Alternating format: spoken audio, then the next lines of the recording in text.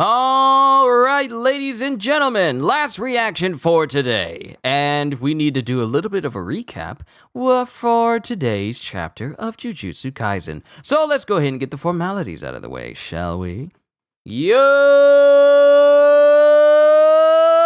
peoples, Kyushu92 here. Welcome back to more Jujutsu Kaisen. Last we left off, we saw Hanakurusu basically just get straight up maimed by Sukuna using Megumi's body. And she got thrown into the railing of the building and then fell down to the ground. We saw Yuji, who was up and about. You know, after getting a hole punched in his stomach, he was just up and about. And then he looks up at Sukuna. Now, mind you, Yuji got punched a far distance away, but he was already there in front of the building where he was standing on top of, and I incorrectly thought that he jumped from the rooftop he was at because I for some strange reason, I thought that the rooftop that Yuji jumped to the rooftop from was the exact same one that Sukuna punched Yuji onto, even though the panels clearly show that he was punched through a bunch of buildings. So, when that happened, and he jumped up, I didn't realize that he actually jumped from the ground all the way up to where the top of the building was.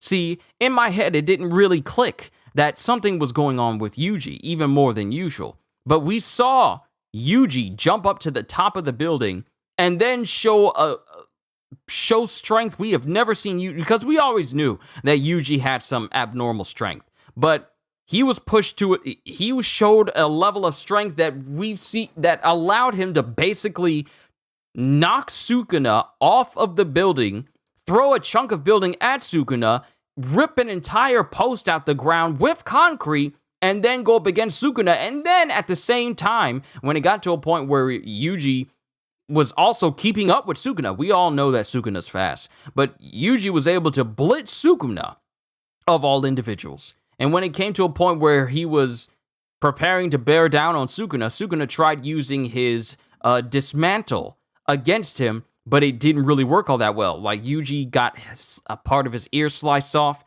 and then as Sukuna tried to use more and more of his dismantle on Yuji, even daring Yuji to walk forward, he said, like, just try, step forward, see what happens. And Yuji steps forward, and then it shows Sukuna using dismantle on Yuji, which we've seen to just basically slice apart literally everyone it comes across. People, special grade curses. Yuji is withstanding all of these slashes.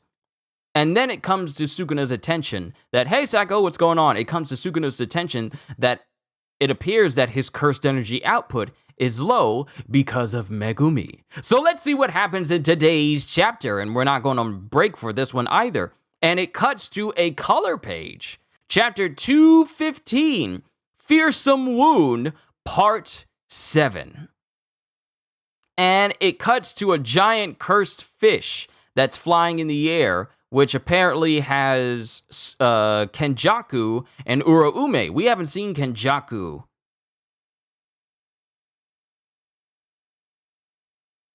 This is the first time we've seen Kenjaku ever since he was standing over the body of Tengen after, you know, supposedly defeating both Yuki Tsukumo and Choso. But he's in the fish with Uraume going, hurry up. We went out of our way for you, so take it easy.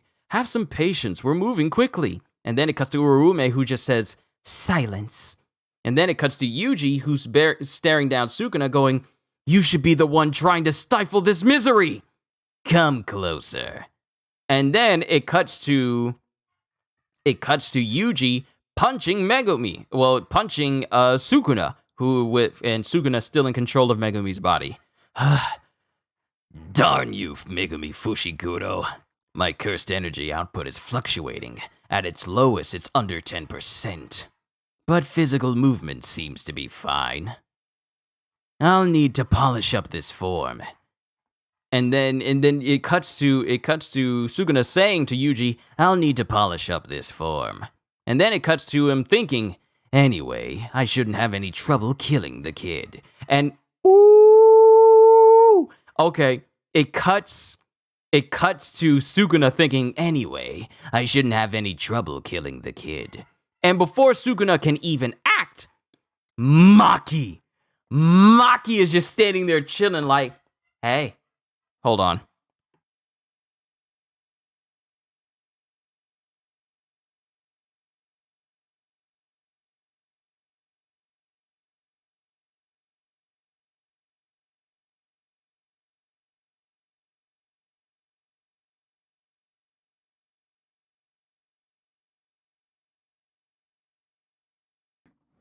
Denim went on a rampage barking because he heard the garage goes up. He does that every single time. But it shows Maki standing there just glaring at Sukuna, just chilling. She's chilling out in the cut. She's got that curse cleaving sword that she brought with her. She's just chilling there, just laying up against the wall.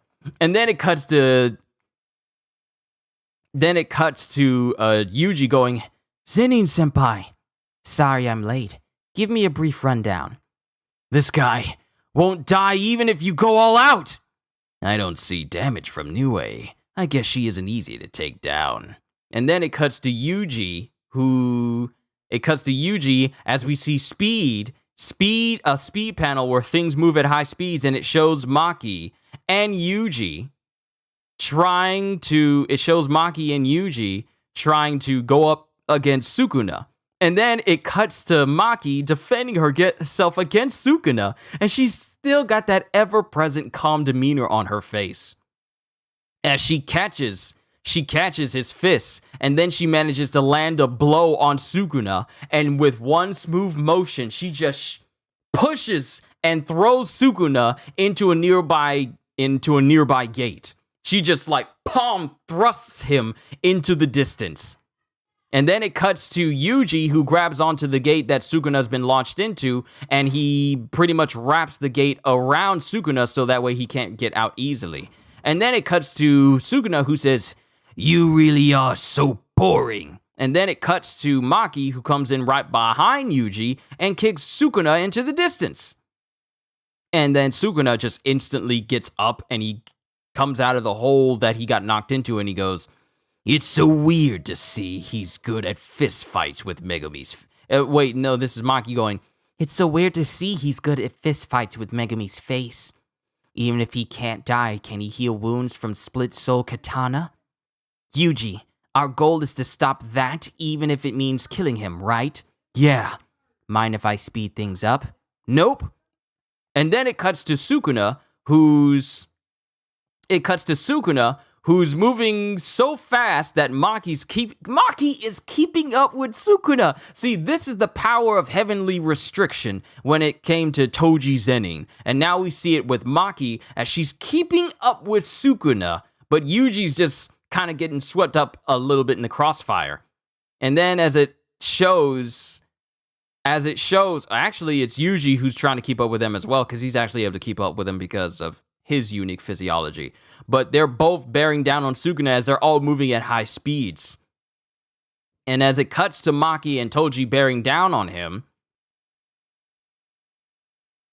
Yuji manages to land a hit on Sukuna that causes him to hit Sukuna directly into the arm.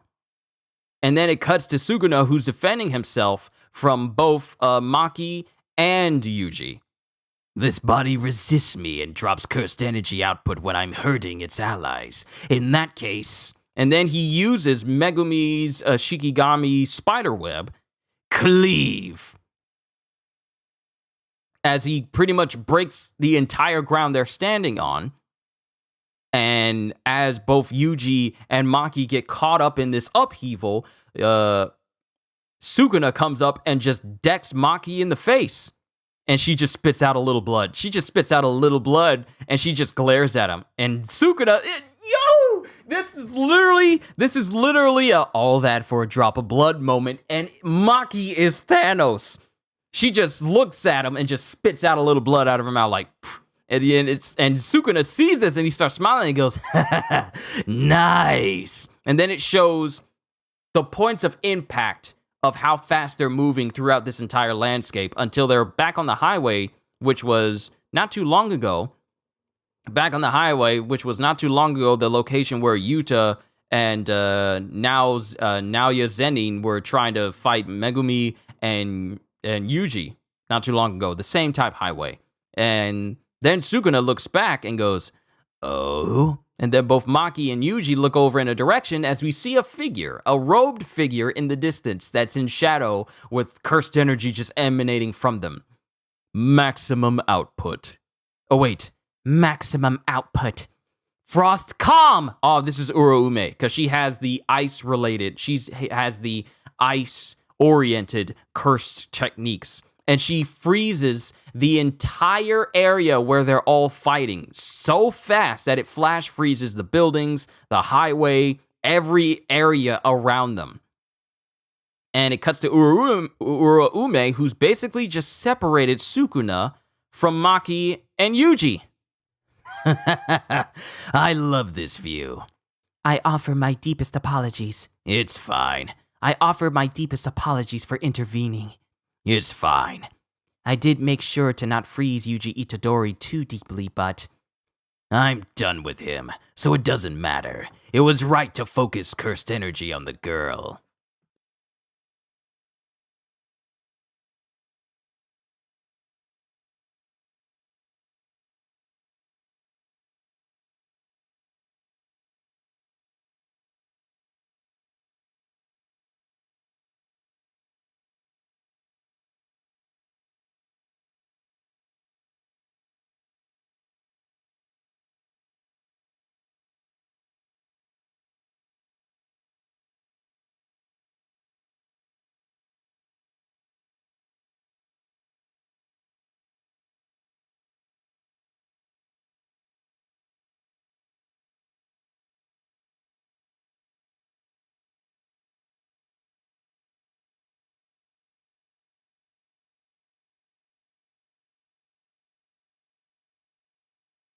My family is always looking out for me when it comes to food. Seems like they're running pretty slow over there at McDonald's when it comes to getting my double fillet of fish. They're running so slow that my family actually had to go inside, which is a rare thing. So I don't know if it's because they got so many young people over there or what. But I did make sure to not freeze Yuji Itadori too deeply, but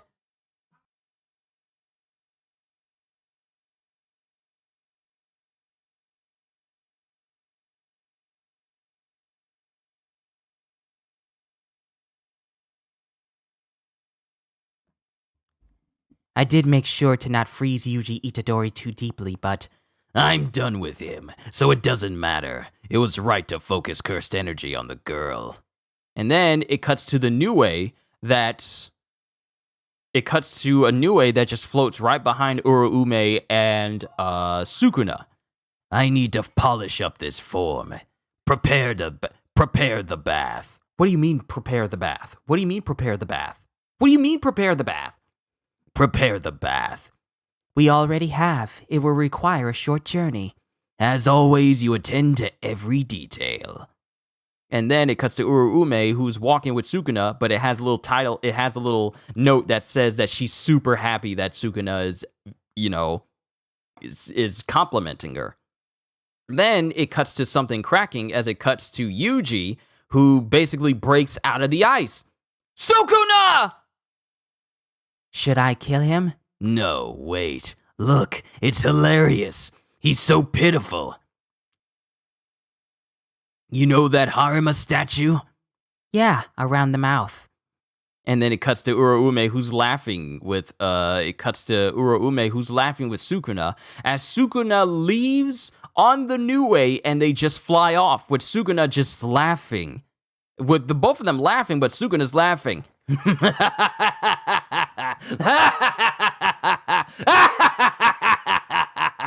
And he just flies off as Yuji, who looks majorly frostbitten, is just looking in utter confusion. Sukuna's just left.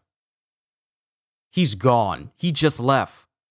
And that's the end of the chapter. It ends with Sukuna flying off with Uraume to this bath with Megumi's body. And all Yuji can do is just look on. I honestly thought with the last chapter with him saying like my cursed energy damage output, my cursed energy output is really low. It must mean that Megumi is getting control of his body again. No. No. No. Also, hey Ogata-san and Tanjiro the Epic. I feel like I've been mispronouncing your name and saying Tanjiro the Epic, but Tanjiro. But yeah, you had that happen when going to McDonald's a couple of times. You get a 10-car line with only 2 people working there. It's like people don't want to work. What's wrong with working at McDonald's? A job is a job. People don't want to work. Is working at McDonald's beneath people to the point where you got only 2 people working? It's kind of crazy. It's kind of crazy.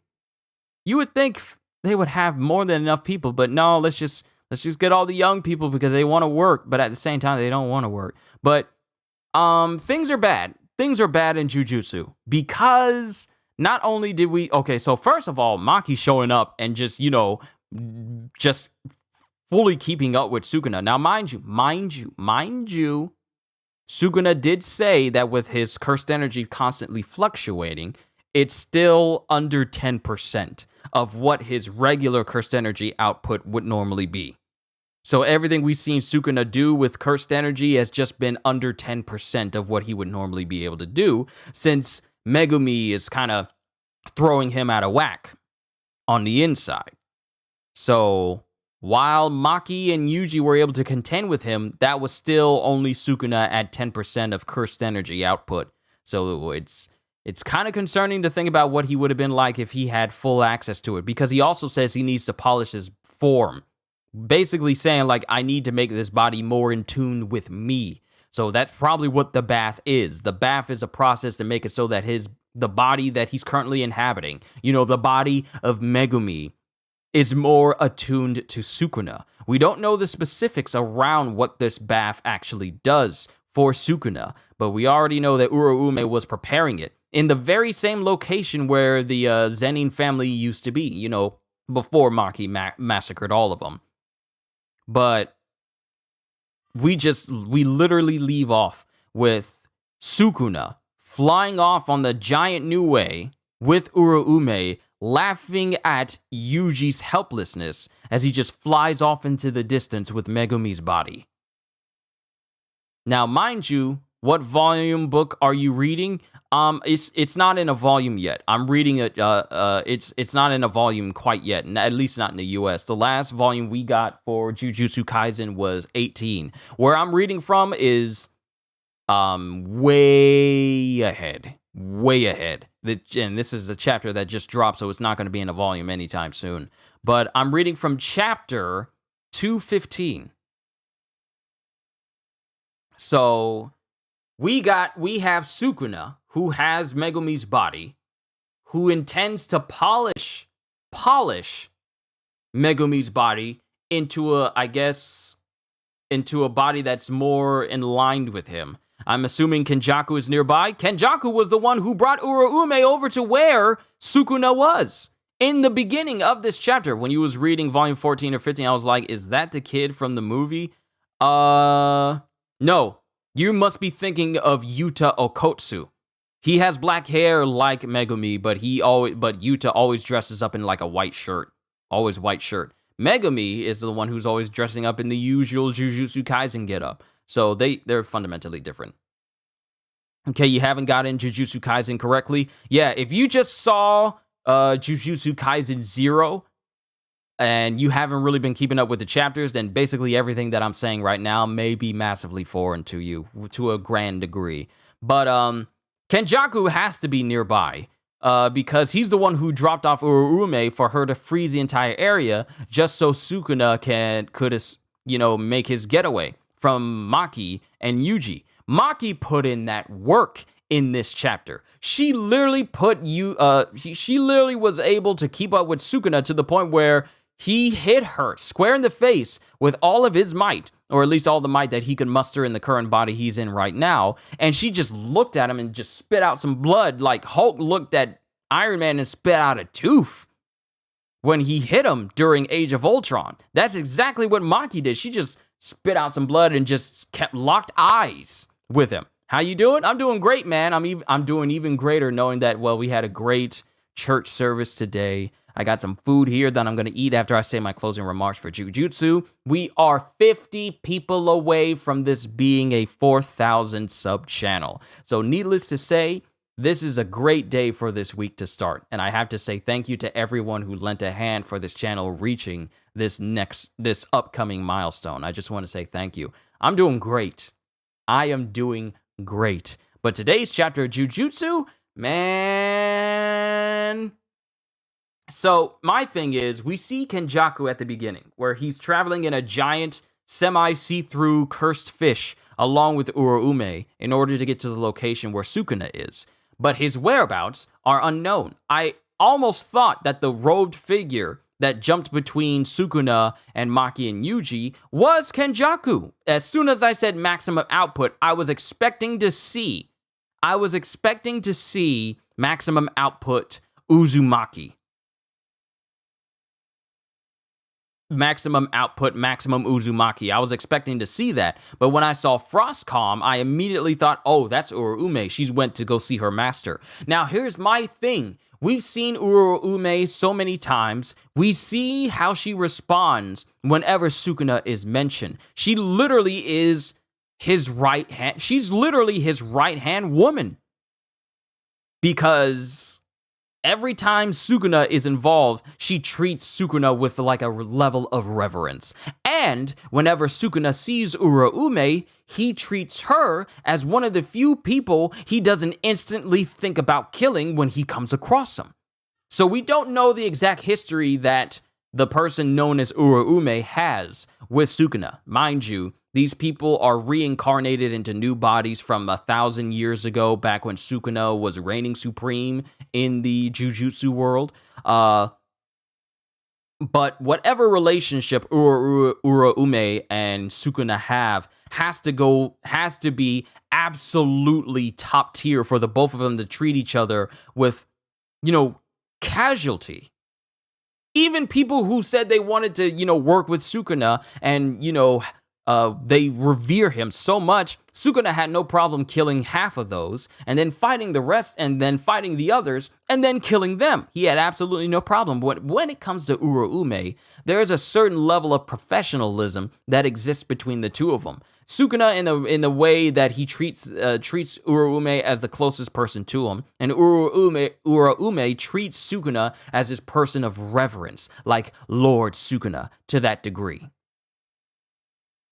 So we still don't know the history of what Uraume is to Sukuna. We just know that she dedicates every single bit of her time to pleasing him. And when he compliments her, she's all like gushing on the inside. Now, mind you, we don't see it, but she's possibly the one person that Sukuna is the most comfortable being around without thinking about killing them. So I can't wait. Yeah, like those two girls in Shibuya. Yeah, here's the thing though. They only wanted Sukuna just so that Sukuna could get Geito's body back from Kenjaku.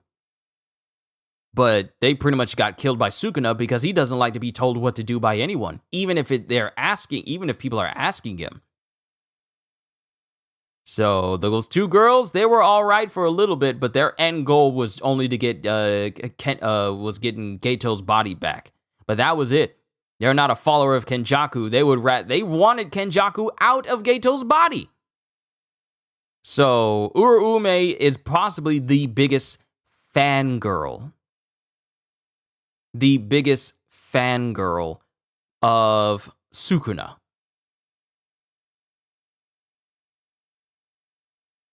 And now with Uraume and Sukuna flying off into the distance, away from Yuji and Maki, we have no idea what's about to happen. I thought that maybe Hanakurusu was going to reappear using the power of the angel to heal her body with reverse curse technique or something. I thought Kenjaku was going to show up later in this chapter, but he only shows up in the beginning because he's just there to basically Uber Uraume over to where Sukuna was. And now we have Kenjaku saying, prepare the bath, so he can polish this form to work exactly for him. And so the body of Megumi can basically serve his needs. And we just see Yuji looking distraught and frostbitten because he breaks out of this frost calm curse technique of Urume's as he sees Sukuna fly off into the distance. This is bad. This is bad. Yuta, where are you? Hanakurusu, where are you? So we can get Gojo out. Things are looking so bleak in the world of Jujutsu Kaisen. I'm enjoying it, but it looks so bleak. And another thing, we see Kenjaku, but we don't see Tengen. So there's so many things up in the air about the story of Jujutsu Kaisen right now. I'm enjoying it, but things are not looking good for Yuji and the team. Mind you, we see the kind of balance when you see the heroes and villains fighting each other in My Hero Academia. Whenever the heroes do something, the villains come back with something bigger, but that only happens in My Hero. In Jujutsu, not Jujutsu Kaisen, Jujutsu. That's not going to become a nickname. In Jujutsu Kaisen, it's literally, you can have multiple people die just in a row. And then the chapter just ends. And it's like, so we're reading a bleak story. So that's how things seem right now. Things seem bleak. We have one less person on Yuji's team to help get Gojo out because Sukuna just took over Megumi's body. So now it's like, how can things get any worse than this? I know not to ask that question because it always gets worse. But we're just going to have to see in next week's chapter. We're not going on break. We're not going on break for My Hero. We're not going on break for Jujutsu. And then One Piece comes back next week as far as the manga is concerned as well. So that's another thing. Maybe Kinji could save the day with his curse technique. Maybe Kinji could. Because Kinji, he doesn't fully understand the full scope of his own cursed ability. Like, he can, if he finds something funny, then it becomes reality. All it takes is for him to find Sukuna being separated from Megumi, and then him using that curse technique on Sukuna, and then they get separated, because it kind of functions that way. Whatever Kinji finds as hilarious or funny, it becomes reality. That's what allowed him to survive things without the actual use of a reverse curse technique. So, where is he? We haven't seen him at all. So, yeah. Yeah, we're just gonna have to wait and see what happens in the next chapter. Overall, I enjoyed it, but things do not look good for Yuji and basically anyone who's trying to save the day. I mean, I'm enjoying the story, but just things are just looking so bleak. So we're gonna have to see what happens in the next chapter. That explanation would cause almost anyone to lose.